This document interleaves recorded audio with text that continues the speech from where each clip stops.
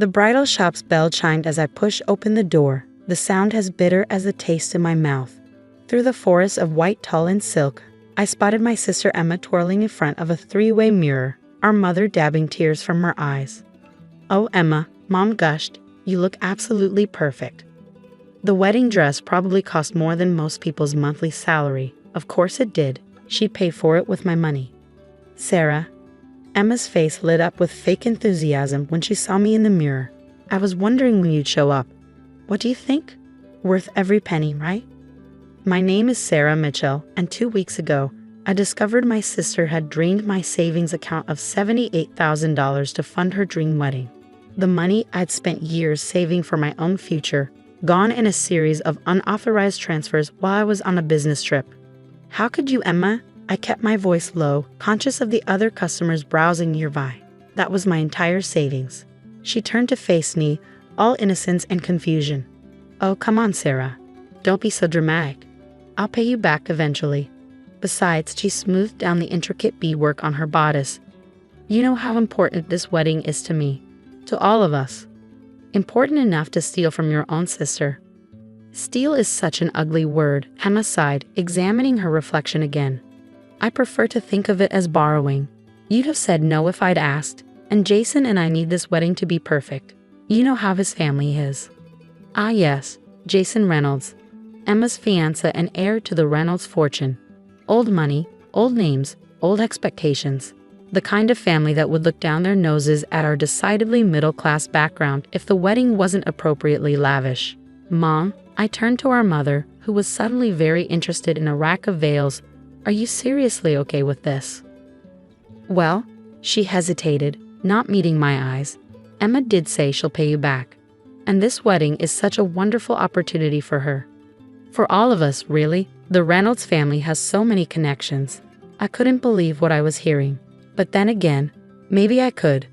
Emma had always been the favorite, the pretty one, the social butterfly who could charm her way out of any situation.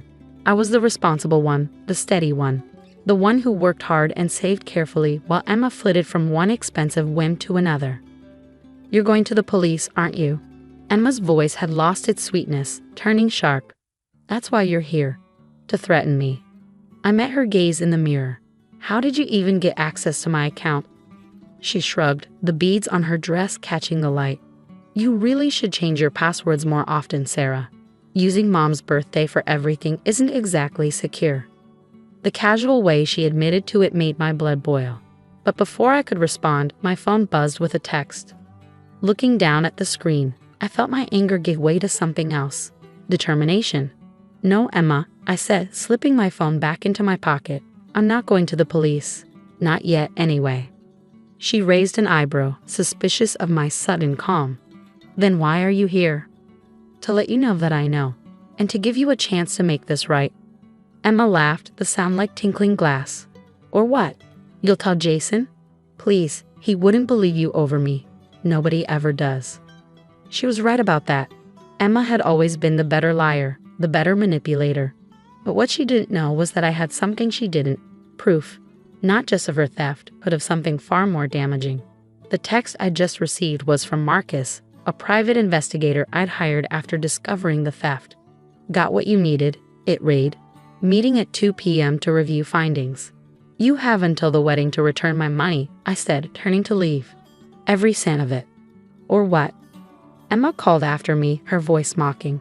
"What are you going to do, Sarah?" I paused at the door, looking back at her resplendent in her stolen dress. "You'll find out." Outside, the autumn air was crisp, carrying the scent of fallen leaves. I checked my watch, just enough time to make it to Marcus' office. As I drove across town, I thought about how things had come to this. Emma and I had never been close, despite our mother's best efforts. 3 years apart in age, we were opposites in every way that mattered.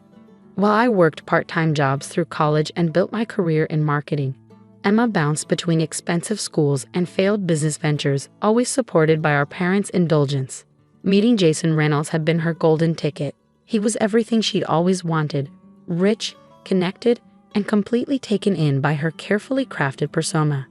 Their whirlwind romance had culminated in a proposal after just 6 months, and suddenly Emma was planning the society wedding of the century. Marcus's office was in a modest building downtown. The kind of place that didn't draw attention. Perfect for someone in his line of work. He was waiting for me when I arrived, a thick folder on his desk. "Ms. Mitchell," he greeted me, gesturing to a chair. "I think you'll find this interesting." He opened the folder, spreading out photographs and documents. "Your sister's fiancé isn't quite what he seems." I leaned forward, examining the evidence. Jason Reynolds, it turned out, had secrets of his own. Secrets that would destroy not just the wedding, but Emma's entire carefully constructed future. "Are you sure about this?" I asked, picking up a particularly damning photograph. Marcus nodded grimly. "Every bit of it verified. The question is, what do you want to do with it?" I sat back, thinking about Emma in her stolen wedding dress, so confident in her immunity from consequences. First, I want copies of everything. And then, for the next hour, Marcus and I mapped out a plan. It wasn't just about getting my money back anymore. It was about teaching Emma a lesson she'd never forget. That evening, my phone lit up with texts from our mother, begging me to be reasonable and think about the family. I ignored them all. Instead, I focused on organizing the information Marcus had provided, building a case that would shatter Emma's perfect wedding plans. The next morning, I woke up to an email from Emma. "Dear Sarah, I know you're upset, but you're being childish about this. The money is spent. Deposits paid. Contracts signed. There's no going back now. Besides, once I'm married to Jason, I'll have more than enough to pay you back. Just be patient and don't ruin this for everyone. Love, Emma." Her arrogance was breathtaking. She really believed she could steal my life savings and face no consequences. That's what a lifetime of indulgence had taught her. That rules didn't apply to her. That she could take whatever she wanted. I opened my laptop and began composing a response. "Dear Emma, you're right. The money is spent. But before you get too comfortable with that thought, you might want to ask Jason about his monthly trips to Vegas. And about Angela. Love, Sarah." I didn't send it. Not yet. But soon, very soon, Emma would learn that her perfect life wasn't as secure as she thought. Over the next few days, I watched as wedding preparations continued at a frenzied pace. Emma had spared no expense, my expense, in creating her dream event. The venue was a historic mansion outside the city. The guest list included local celebrities and politicians, and every detail was meticulously planned to impress Jason's family. I received an invitation in the mail, cream-colored paper with gold embossing. The irony wasn't lost on me, being invited to a wedding paid for with my stolen money. "Are you going to RSVP?" Mom asked when she called to check on me. "Emma really wants you there." "Oh, I'll be there," I assured her. I wouldn't miss it for the world. The week before the wedding, I met with Marcus again. He had more information, bank records, text messages, surveillance photos. Jason Reynolds wasn't just cheating on Emma, he was involved in something much darker. "Are you sure you want to go through with this?" Marcus asked as I reviewed the new evidence. "Once you start, there's no going back." I thought about Emma's smug face in the bridal shop, about years of watching her take and take while I worked and saved, about her complete lack of remorse over stealing my future. "I'm sure," I said firmly, "she needs to learn that actions have consequences." The morning of Emma's wedding dawned bright and clear, perfect weather for a perfect day. I dressed carefully in the pale blue bridesmaid's dress she'd chosen, doing my hair and makeup with precise attention to detail. Everything needed to appear normal until the right moment. The historic Reynolds estate was transformed into a fairy tale setting. White roses everywhere, crystal chandeliers hanging from the garden tent, champagne flowing freely. The cost of the flowers alone probably equaled 3 months of my salary. "Sarah." Emma's voice rang out as I entered the bridal suite. She was already in her dress, surrounded by bridesmaids and makeup artists. "I was worried you wouldn't show." "And miss my sister's big day?" I smiled, meeting her eyes in the mirror. "Never." For a moment, something like uncertainty flickered across her face. My email about Angela must have rattled her, though she'd never responded to it. But then her perfect bride mask slipped back into place. "Well, good," she said, turning back to her reflection. "Everything needs to be perfect today. Jason's entire family is here, and they're already..." "Already what?" She sighed, adjusting her veil. "Let's just say they have certain expectations. This wedding needs to go exactly as planned." I thought about the manila envelope in my car, about the text messages I'd scheduled to send at precise intervals throughout the day. Don't worry, Emma. Everything will go exactly as it should. The ceremony was scheduled for 4 p.m. At 2:30, while Emma was having final photos taken with our parents, I sent the first text to Jason. Just 3 words. I know about Angela. I watched from across the garden as he read it, his face paling slightly before he quickly composed himself. He glanced around, trying to spot the sender, but I was already walking away. At 3:15 during the pre-ceremony cocktail hour, I had Marcus deliver an envelope to Jason's room. Inside were photos, not all of them, just enough to let him know we had proof. Problems? I asked innocently, finding Emma alone for a moment in the bridal suite. She was pacing, her perfect dress swishing across the floor. Jason's acting strange, she said, biting her perfectly painted lip. He keeps checking his phone and disappearing. You haven't said anything to him, have you? I adjusted a flower in my bouquet. About what? About the money you stole from me, or about Angela? She froze. Sarah, please. Don't do this. Not today. I promise I'll pay you back. Like you promised to pay back Mom and Dad for your failed boutique. Or Mark for the startup money you borrowed last year. I stepped closer. You're not the only one who can uncover secrets, Emma. Her face hardened. You wouldn't dare ruin this. The Reynolds family would destroy you.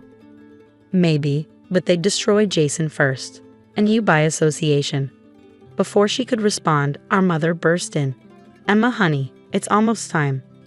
I left them there, making my way to the ceremony site. Guests were being seated, the string quartet was playing, and Jason stood at the altar looking increasingly uncomfortable. At 3:55, 5 minutes before the ceremony was due to start, I sent him the final text, a video this time. Short, but devastating. His face went from pale to ashen as he watched it. Ladies and gentlemen, the wedding planner's voice rang out. Please take your seats. The ceremony is about to begin. The music swelled, the guests stood, and the doors opened for Emma's grand entrance. She looked radiant, our father beaming beside her as they started down the aisle. They made it halfway before Jason stepped down from the altar. I can't, he said, his voice carrying in the sudden silence. I can't do this. Emma stopped, her smile frozen. Jason, what are you? I know you know, he said, looking directly at her. About Angela. About everything. Who told you? Was it Thompson? The confusion on Emma's face was genuine. What? Jason, what are you talking about? Who's Angela? And then, as if on cue, a woman stood up from the middle of the guests. I am. The next few minutes were chaos. Angela, it turned out, wasn't just Jason's mistress. She was his wife. Their marriage in Vegas 3 months ago had been very real, very legal, and very much a problem for the Reynolds family. Emma's perfect day imploded spectacularly. There were shouts, tears, accusations. Jason's father had to be restrained from attacking his son. Guests fled in embarrassment or stayed to gawk at the unfolding drama. Through it all, I stood quietly in my bridesmaid's dress, watching my sister's carefully constructed world crumble. You, she said, finally spotting me through her tears. You did this. No, Emma, you did this. Every choice you made, every person you stole from, every lie you told, it all led to this moment. She lunged at me then, all pretense of sophistication gone. I'll kill you, you've ruined everything. Our father caught her, holding her back as she screamed and thrashed. Her perfect dress was torn, her makeup streaked with tears. Ms. Mitchell. Marcus appeared at my elbow. Perhaps now would be a good time to discuss the financial matters. Emma went still. What financial matters? The theft of my savings for starters, I said calmly. The unauthorized access to my accounts, the fraudulent transfers.